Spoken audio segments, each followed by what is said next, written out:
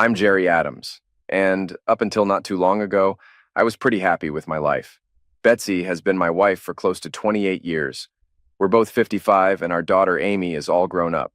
She's married to Jim, who's a decent guy. They've celebrated their third anniversary and are excited about welcoming their first child. Here's a brief backstory on Betsy and me. We got to know each other in college and went out, but we were so focused on our studies that we didn't become very intimate. Once we began dating more seriously, it turned out we really clicked. We tied the knot after 18 months, and Amy came into our lives 2 years later. She's been an amazing and intelligent daughter. Betsy and I both have stable jobs. She's been teaching for 25 years, and I work in the finance department of a large company that mainly deals with government projects. My role involves managing expenses and ensuring compliance with all government regulations. I've been with the company for 31 years and oversee a team of 4 employees. This story begins in the summer when my wife is on break from work. Once a month, she gathers with 3 or 4 close friends for dinner, sometimes at someone's house. These gatherings are usually for enjoyment, and occasionally they may go to a bar to listen to music and dance. I've never questioned what goes on because my wife rarely stays out late or drinks too much. This tradition started about 3 years ago when our daughter left home. Both my wife and I deeply love our daughter, and I thought her departure might spark a renewed romance between us. As we've gotten older, our bed life has naturally decreased. We still make time for weekly dinner dates, either alone or with other couples. I believed we were content and happy in our relationship, or so I thought. That evening I returned home after grabbing a quick bite with my friend Harold, as we often do when our wives have their gatherings. When I arrived, I noticed the cars parked outside, so I parked on the corner and walked home. As I entered through the side door leading to the back porch, I heard loud laughter, assuming they were enjoying a few bottles of wine. I chuckled and overheard Stephanie, Betsy's close friend, talking about her husband Sam. She mentioned loving him, but noted he's older and overweight, struggling in the bedroom. Stephanie admitted to using a toy for herself instead of relying on Sam, who she jokingly called Minuteman due to his short stamina. They all laughed, but I felt bad for Sam, who's visited our house before and seemed nice. Although Sam's a bit overweight, Stephanie isn't exactly slim herself. It surprised me to hear her speak like this about her husband, and I sympathized with Sam. I stayed outside the room to listen to the conversation. Then Maggie spoke up, sharing that her husband, Harold, had a different issue. Despite being interested in closeness, his size left much to be desired, especially after having 3 kids. Everyone chuckled and inquired about the size. She replied, "He's about 4 inches." Then Stephanie chimed in, "No, how big is it when it's hard?" Maggie giggled, saying, "It's hard." Stephanie suggested, "We should nickname him Teeny Weeny." This sparked laughter, and Stephanie offered Maggie her toy anytime she needed it. Turning to Maggie, Stephanie asked, "When it's cold, can he even find that little thing?" I stood there, taken aback.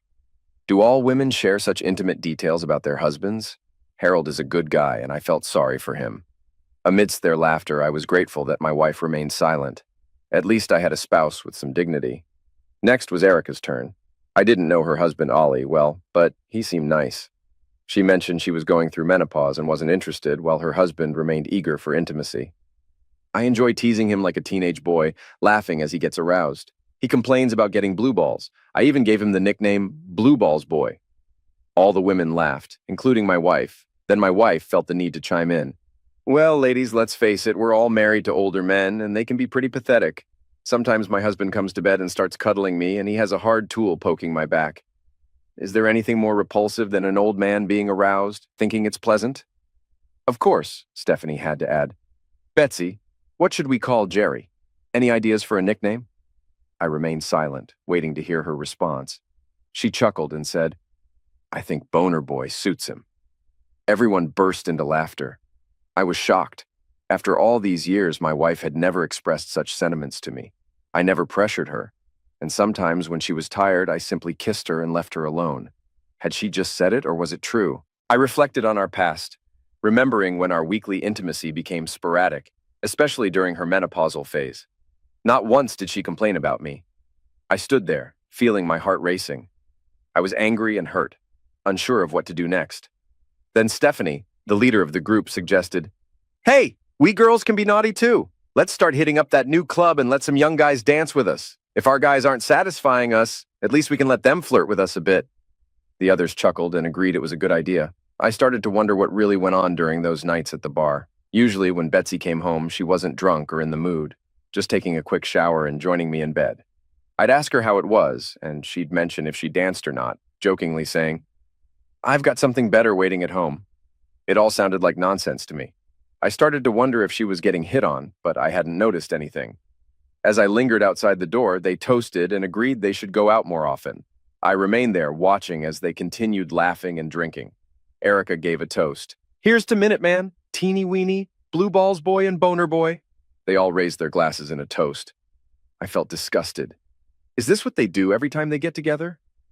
Finally, Erica spoke up, saying, "You know, we've all been married for a while, and we should appreciate that they're all good fathers and providers. Even if they have flaws, they belong to us." I hoped that sanity had returned, but apparently not. Stephanie chimed in, "Sure, they've been good fathers, but sometimes we need more. It might be fun to try someone younger just once." After Stephanie's comment, there was silence. It was getting late, and Erica suggested, "Let's go back to the old guys again." I hurried out the back door and got to my car before anyone else left. I was so angry that I knew I needed to calm down before going home. I drove around the area and stopped at a park. I decided to take a walk to relieve my anger. I couldn't stop thinking about what I had heard. I used to think all the women were nice and kind, so what I heard shocked me. Was I really in that bad of shape?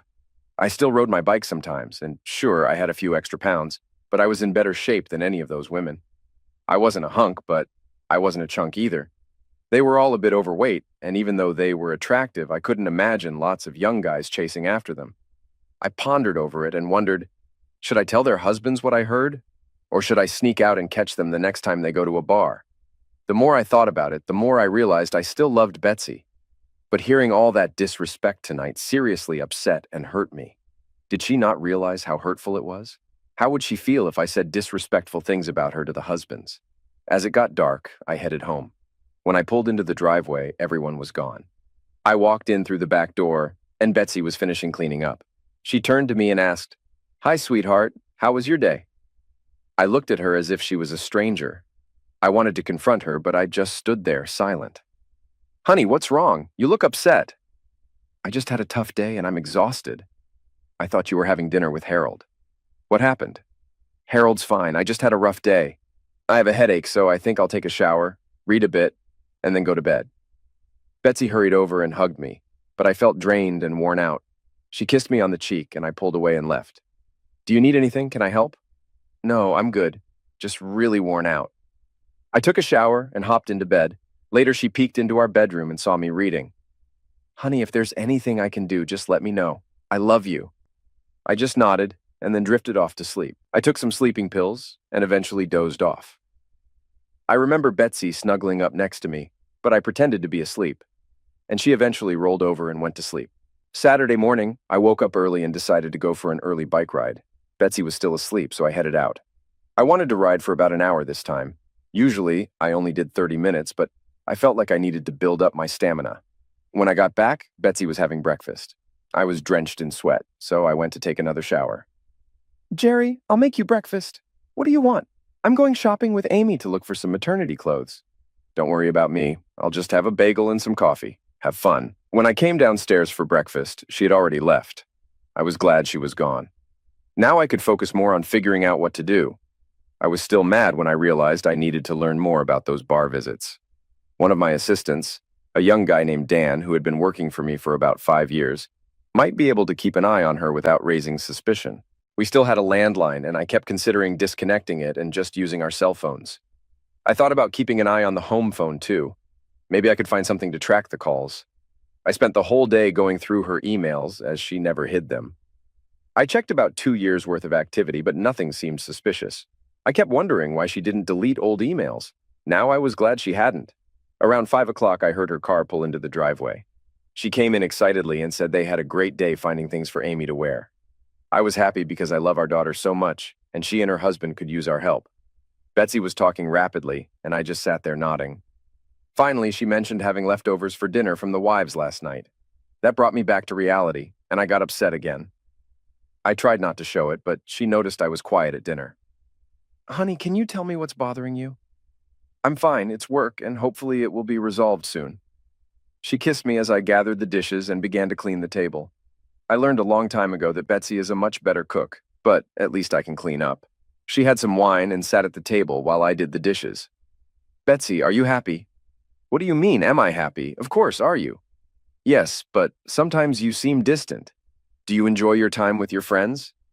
That was my chance to ask. Yes, I enjoy hanging out with my girlfriends. We have a lot of fun since we're all about the same age and have similar interests. When you go out to listen to music, do you dance with other guys? She suddenly looked puzzled. I've been asked to dance on occasion, and yes, I have. It's innocent, and I never let them get too close. Are you feeling jealous? Are the guys younger, and do you ever feel a bit excited? Why, Jerry, I think you're jealous. You have nothing to worry about, dear.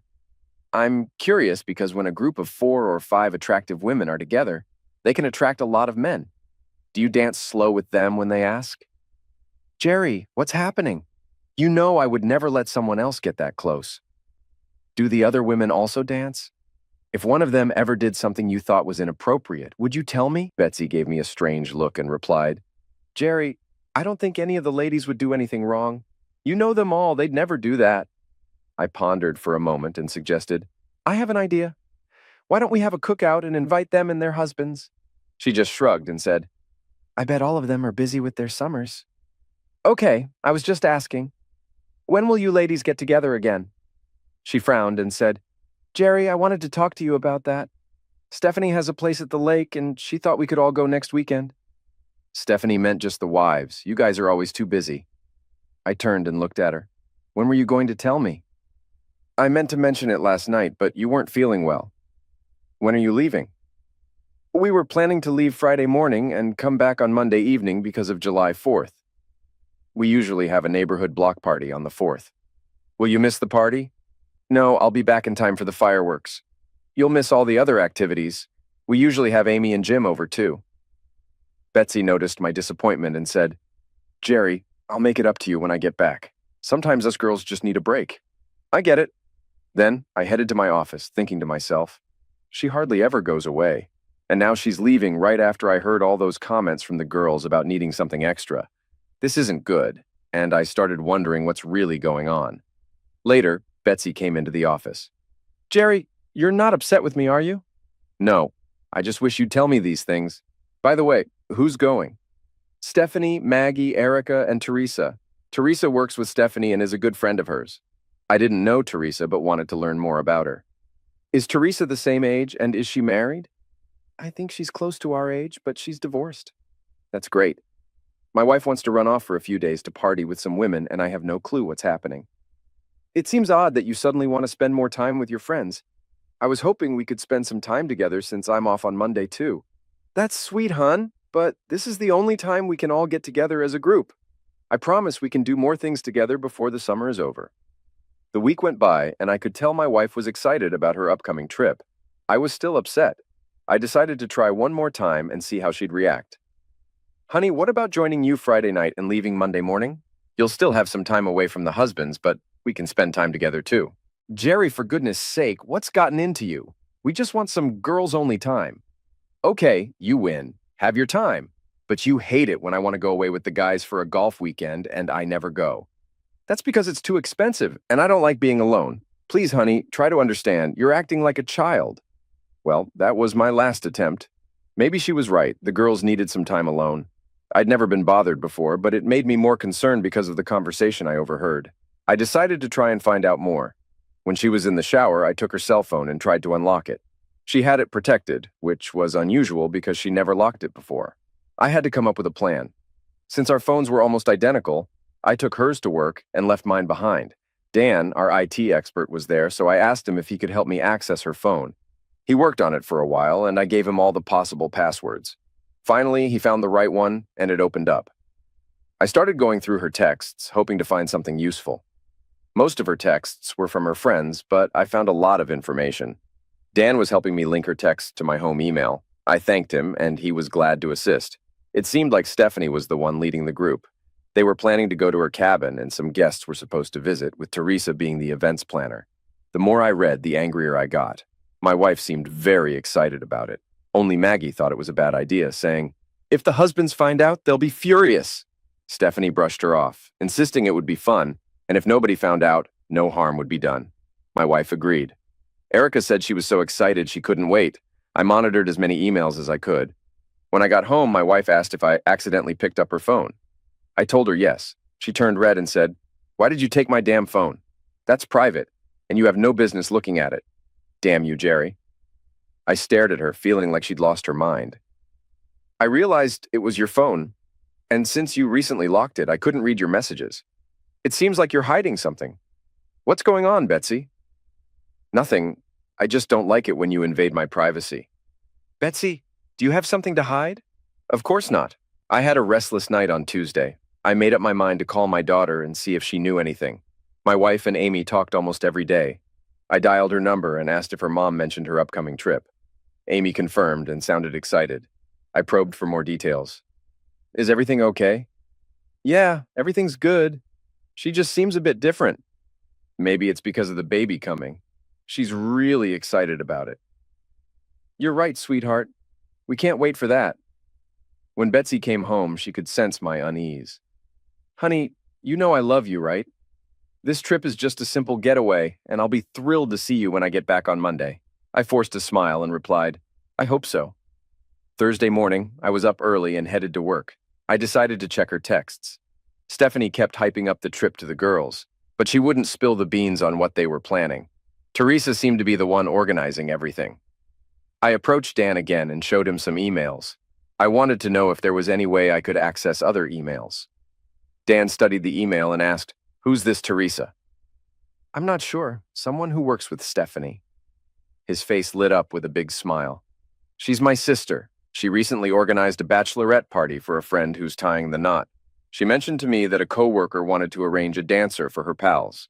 Teresa offered to help, but she wasn't clear on the occasion. Her friend just said it was a girls' weekend." Seeing my pale face, Dan reassured me, "Jerry, don't worry. I'll find out for you." Now everything clicked, and it all made sense. My wife was planning to have a dancer, and I needed to know how far things would go. Going to a strip club is one thing, but a private party is another. I kept digging through Betsy's texts and emails. She mentioned that I was getting angry. Stephanie texted, "Tell Boner Boy that after this weekend he better behave, or you won't need him if he doesn't shape up." That made me furious. I was about ready to lose it. I urgently worked on a plan. After lunch, Amy called and mentioned she talked to her mom. She said Betsy just needed a break. Amy asked her why this weekend was so crucial that she'd skip the family 4th of July celebration. Betsy reassured her, saying she needed time with her friends and not to worry. Amy expressed concern about my mood, suggesting Betsy should be around more. But her mom insisted she needed this break and promised to make it up to me when she returned. On Thursday, I decided to reach out to all the husbands. First, I phoned Harold and asked if he noticed anything unusual with Maggie lately. He mentioned she seemed quiet and a bit worried. He figured she might just not be feeling well, but was looking forward to the weekend. Later, Dan got back to me after speaking with his sister, Teresa. She had been in touch with a dancer who had performed at a party. This was the same dancer hired by Stephanie. I called the husbands and arranged for them to meet at my house on Friday night without informing their wives. Sam and Ollie, not knowing me as well, preferred to relax at home alone. I emphasized the importance of understanding their wives' plans for the sake of their marriages. Eventually, they all agreed. I also suggested they sneak a peek at their wives' emails or texts to gather more information. However, most said they couldn't access their wives' cell phones. On Friday morning, I woke up at 5:30. Betsy was still asleep, so I checked her suitcases to see what she packed. I went through them, but everything seemed normal. I continued monitoring her emails and texts. Stephanie expressed excitement about what Teresa had arranged, but kept it secret from the others. Betsy was set to leave at 8. Although the trip was only about 2 hours away, they wanted to get an early start and soak up the sun as soon as possible. I took the day off without her knowledge. While having breakfast, I heard the shower running. I usually leave around 8:30, but I decided to leave early and leave a note saying I had an early meeting. "Dear Betsy, I hope you have a fantastic time with your friends. I've noticed you're unhappy lately, and I can't help but think I might be the reason since you've been distant. I'm sorry if I haven't been able to make you happy anymore. I wish we could stay together and reconnect. Lately, I've been feeling really down, and I've wanted to be close to you because you've always made me feel special. I've loved you for over 28 years, and all I want is for you to be happy in the future. With love." Betsy began to worry when Stephanie texted saying she'd pick her up at 8. Betsy responded, Stephanie, something's wrong with Jerry. I'm concerned. I don't think I should leave until I talk to him. Stephanie replied, Betsy, for heaven's sake, Jerry's a grown man. He's probably just sulking about being alone for the weekend. I bet he's just moping around. Betsy texted back, This isn't funny, Stephanie. I'm worried he might think something's going on. I haven't been treating him well lately. I need to reach out to him. All right, I'll give Harold a call and see if he knows anything. He took off early this morning, too. The women were texting each other and realized they couldn't reach any of the husbands. Stephanie texted everyone and ordered them to get ready, saying, We're all heading out for the weekend. No excuses. The guys will be fine. I'd been working on a plan for a few days. Now it was up to the men to act. Maybe the wives were right about them being old, overweight, horny, and lazy. It wasn't too late to salvage marriages or at least prevent the wives from ending them. Harold and I had a lengthy discussion when Ollie and Sam showed up. They all looked concerned, and I assured them they had reason to be. The reason I brought you all here is because I have reason to believe our wives are planning to break our wedding vows this weekend. Can any of you accept that? I shared the whole story about overhearing their conversations and hacking into my wife's cell phone to find out what they were planning, or at least considering. Sam, Ollie, and Harold were furious at what they heard. Then, a sudden silence fell over the group. I pitched my plan. We'd rise early on Saturday, head to the cabin, and wait for the visitors to show up to see what goes down. We hashed it out and agreed not to respond to any emails, calls, or texts, leaving the women in the dark.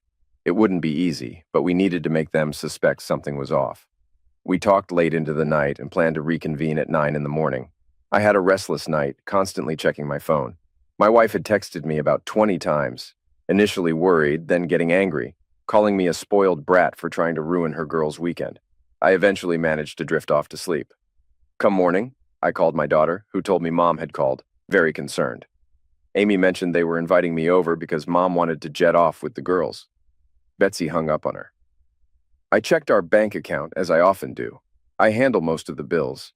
I noticed Betsy had withdrawn $500 for her trip. That confirmed what she had planned. I filled the guys in on the situation and told them to check their accounts. They found similar large withdrawals, suggesting the ladies were up to something. Sam, Ollie, and Harold felt ashamed and furious about how their wives disrespected them. I cautioned them against getting violent, but advised them to hold on to their frustration until we confronted them. The showdown was set for 8 o'clock, so we needed to be there by 7 o'clock and keep it under wraps from the girls. Teresa kept me updated after my chat with Dan.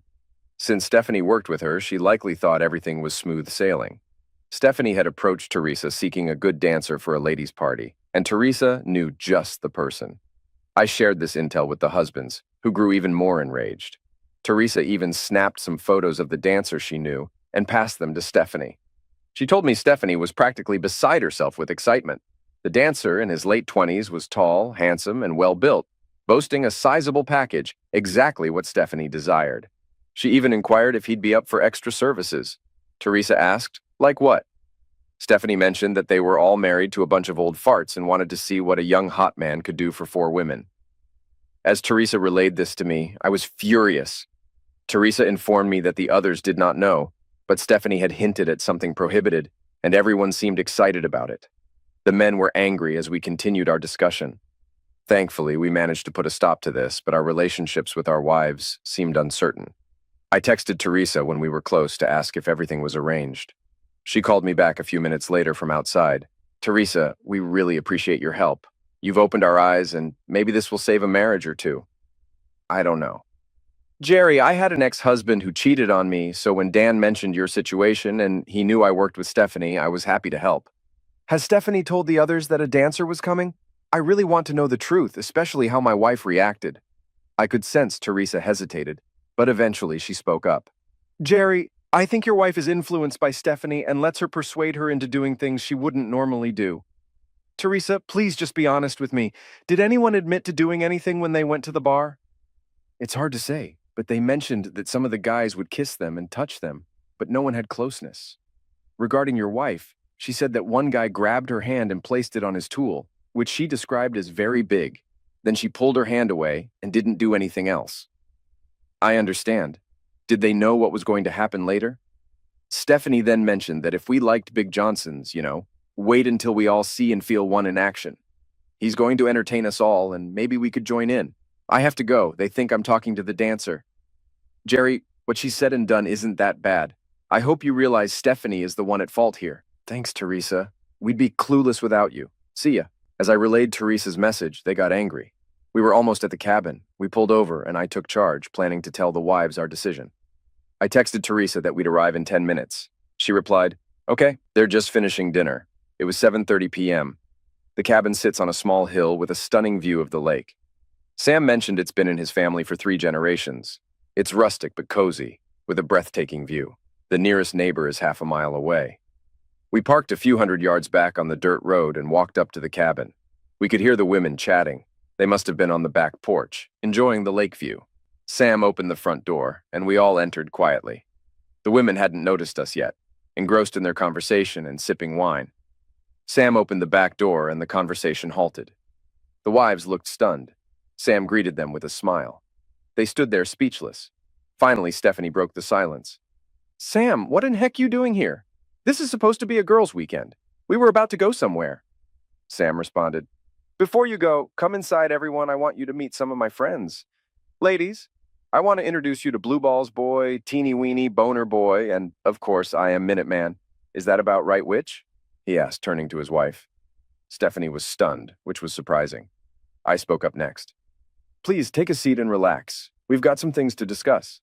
Betsy tried to say something, but I interrupted her. "No."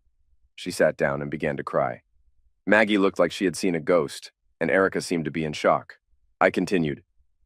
"First, we've got some matters to address, and then you can have your say." I turned to Teresa and remarked, "Wow, you must be Teresa. You're stunning. My wife tells me you're her age. How old are you?" Teresa seemed taken aback and replied, "I'm 34.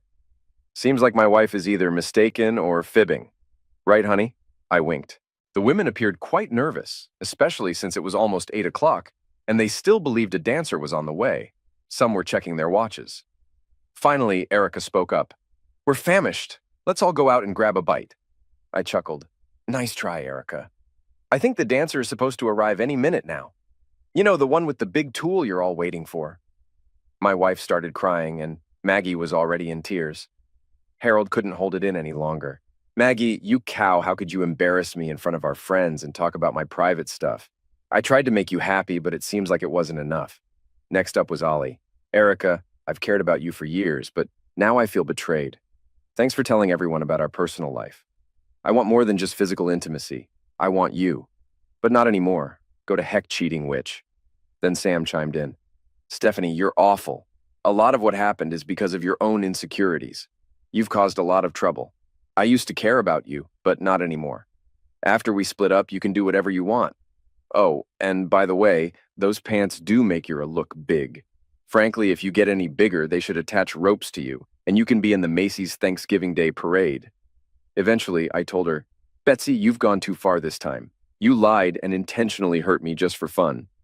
Don't think you'll miss me in intimate moments in the future because you won't have the chance to see or touch me again. It's sad that I loved you for 28 years and still found you appealing. Maybe you can return to the bar for the excitement you seem to enjoy. Just so you know, there was no dancer involved. We put an end to that rumor as soon as it came up. Don't ask how we knew, but we did. I hope the $500 you took from our account helps you find a new place or chase after another fantasy. I'm out. Have a nice life." The women came outside trying to make things right, but we weren't listening. Before we left, we deflated 2 of Stephanie's tires as a final payback. She wouldn't be able to get them fixed until after the holiday weekend. Teresa had taken off while we were confronting our wives. Back at home, we moved into our separate lives. My wife kept calling, texting, and emailing nonsense. She texted to apologize, saying it was all meant as a joke. In the one voicemail I listened to, she said, "Jerry, I'm really sorry. The whole thing was just a joke gone wrong. We didn't mean to hurt you. I would never be unfaithful. It was supposed to be harmless fun, and I should have clued you in sooner. I love you deeply, and can't imagine life without you." I ignored all the messages. Instead, I visited my daughter Amy, and we had a great barbecue. I explained to her, "Your mom hired a dancer for a party, and I can't trust her now." Amy was shocked and upset, saying, "I can't believe Mom would do that." When her mom called her, she inquired, "Did you have fun with the dancer?" Her mom claimed it was just a prank, and that Amy shouldn't have been informed. Despite everything, our wives made it back home on July 4th. By that time, I had already left to spend time with Amy and Jim. Later, Betsy caught up with us. Betsy apologized to Jerry, Amy, and Jim, saying, "I'm terribly sorry for the chaos I've caused. I love you all deeply and will do whatever it takes to make things right." Amy responded, "Mom, I'm truly let down and shocked you'd find this okay. The last time I was around a dancer was back in college." Jim jokingly said, "You'll have to fill me in on that story. I had no idea my wife had such an experience." Amy clarified, "Jim, that happened before I met you, when we were just young girls, not like my mom's age." Betsy broke down in tears and decided to go home. After enjoying the fireworks with Amy and Jim, I returned home to find Betsy had already gone to bed, exhausted. That suited me just fine because I had moved my belongings into Amy's old room and settled in there. The following morning, I left for work early before Betsy emerged from her room. Dan asked me how everything went at the office. "It was tough, but I'm glad we could stop things from getting worse," I replied. "Do you think you can fix things with your marriage?" "I hope so, but I'm not certain. I still have feelings for that witch." Betsy texted me, asking when I'd be home and mentioning dinner. "We really need to have a serious talk," I replied. I let her know I'd be home at the usual time. When I arrived, the house smelled delicious, and I was starving. Betsy greeted me and apologized, suggesting we talk after dinner. "Sure," I agreed. Dinner was quiet but tasty, as always. I really enjoy her cooking. Afterward, she invited me into the den with dessert and wine, and I felt like she was trying hard to make things right. "Betsy, about the weekend, I need to understand. Why didn't you stop things with the dancer once you found out?" "I thought about it, but Stephanie had organized everything, and since it was her cabin, we all felt she was in charge," she explained. "Can we also talk about the times you've been to the bar? How often have you been touched by other guys, and have you touched them back?" "I haven't touched or been touched by anyone. That's just not true." "But one of your friends said a guy made you touch his private part, and you said it was big." "No way. He might have bumped into me, but I didn't feel or touch anything." "I've been thinking a lot lately, and I'm not happy. You didn't seem to care when I was hurting, and it's really disrespectful.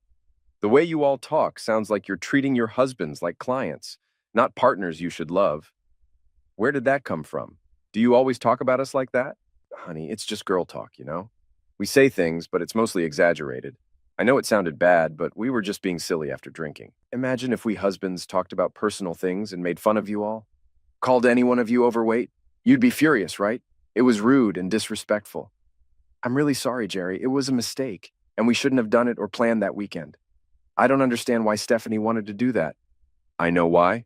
She doesn't respect her husband, and she convinced all of you to do the same." "Jerry, I swear there's no one I've loved more than you. I'll make it right. I promise. You mean everything to me." "Okay, we'll see. But you gotta show me. I've moved my stuff to Amy's old room for now. It's all right there. I want you to go to therapy. And don't worry about my, excitement. I didn't realize things were so bad in our marriage and that you were so unhappy. It hurts that you don't respect me. Am I really that awful?" "Honey, I love you. You're not awful. I messed up and took you for granted. I was wrong, and I don't think I need therapy." "Here's the thing. You let Stephanie influence you too much, and I'm worried about her impact on all of you. That's why I think therapy would be good." She was surprised, but agreed to do what I asked. I could tell she wasn't fully on board, but I believed she needed it. I offered to go with her if that made it easier, but she had to find someone to help her. 9 months on, all of us husbands agreed with the women on one point. We needed to shape up. So we started going to the gym and motivated each other nonstop. My fitness and energy levels improved, and my daughter even started calling me a hunk. As if that matters at my age, I mused to myself. Here's the current status. 2 of the marriages are seeing a counselor, and 1 was on the brink of ending. Stephanie and Sam are nearly divorced. Stephanie moved out to live with her sister in a different state. Most of us were actually relieved. Sam felt a little sad, but has begun to explore dating again. Honestly, no one missed Stephanie. Erica and Ollie are undergoing counseling to rebuild their relationship after the intervention. Erica is focused on supporting her husband, while Ollie has become more assertive to ensure he's not seen as submissive. It looks like they might succeed. As for Maggie and Harold, Maggie was the only one skeptical about their plans. She openly expresses her love and admiration for her husband, boasting about his prowess in the bedroom. I think Harold has moved past the embarrassment. That brings me to my situation. Betsy and I still share the same house, and she's still attending counseling. Technically, we're still married, but my granddaughter, Brittany, has become the new joy in my life. Sometimes Betsy seems genuinely remorseful, but it's hard to say for sure. Amy, our daughter, wants me to give her mother another chance. While Betsy and I have started to reconnect intimately, I yearn for passion. She insists she needs me and loves me, but only time will tell. I'm starting to feel more confident as some women I've met at the gym have shown interest in me after hearing my story. We'll have to wait and see how things unfold.